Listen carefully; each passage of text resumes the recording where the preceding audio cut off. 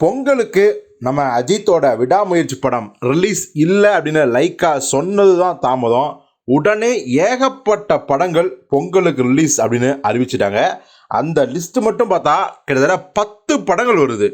முதல்ல ஏற்கனவே ரிலீஸ் ஆகிறதா இருந்த நம்ம கேம் சேஞ்சர் ஷங்கரோட படம். அந்த படம் ஆஸ் யூசுவலாக பொங்கலுக்கு தான் சரவெடியை வெடிக்க போகுது. அது ஒரு பக்கம். ரெண்டாவது படம் நம்ம பாலாவோட இயக்கத்தில் வெளிவர இருக்கிற வணங்கான்.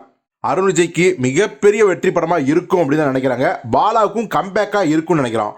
இப்போது இந்த கேம் சேஞ்சர் வணங்கான் இந்த 2 படங்களில் ஏதாவது ஒரு படம் தான் பொங்கலுக்கு வரும் அப்படின்னு கொஞ்ச நாளைக்கு முன்னாடி சொல்லிட்டு இருந்தாங்க. ஏன்னா விடாமுயற்சி வரதால அதற்கு பெரும்பாலான தியேட்டர்ஸ் போயிடும் அப்படிங்கிற அந்த ஒரு கணக்கு தான். ஆனால் இப்போ விடாமுயற்சி இல்லைன்னு சொன்ன உடனே கேம் சேஞ்சருக்கும் வணங்கானுக்கும் போதுமான தியேட்டர்ஸ் எல்லாம் ஈஸியாக கிடைக்க போகுது அப்படிங்கிறதா விஷயம்.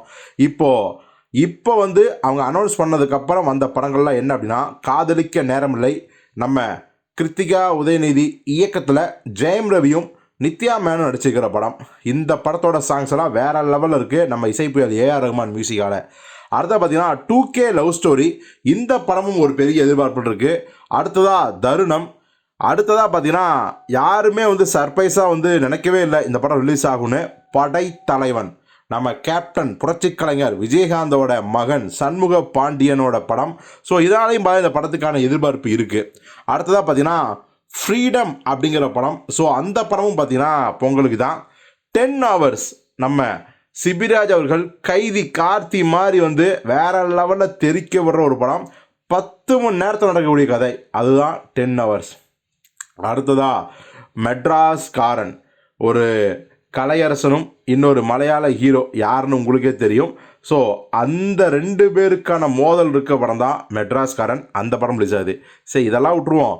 இது எல்லாத்த விட ஒரு அதிர்ச்சியான ஒரு அப்டேட் வந்திருக்கு. என்ன அப்படின்னா, ஒரு படம் கூட சேர்ந்து ரிலீஸ் ஆகுது. என்ன படம்னா, கிட்டத்தட்ட 12 வருடங்களுக்கு முன்னாடியே ரிலீஸ் ஆக வேண்டிய படம் இப்போ ரிலீஸ் ஆகுது. என்ன படம்னா, நம்ம சுந்தர் சி இயக்கத்தில் விஷால், சந்தானம், வரலட்சுமி, அஞ்சலி எல்லாரும் சேர்ந்து நடித்த படம் தான் மத கஜ ராஜா, சுருக்கமாக எம்ஜிஆர்.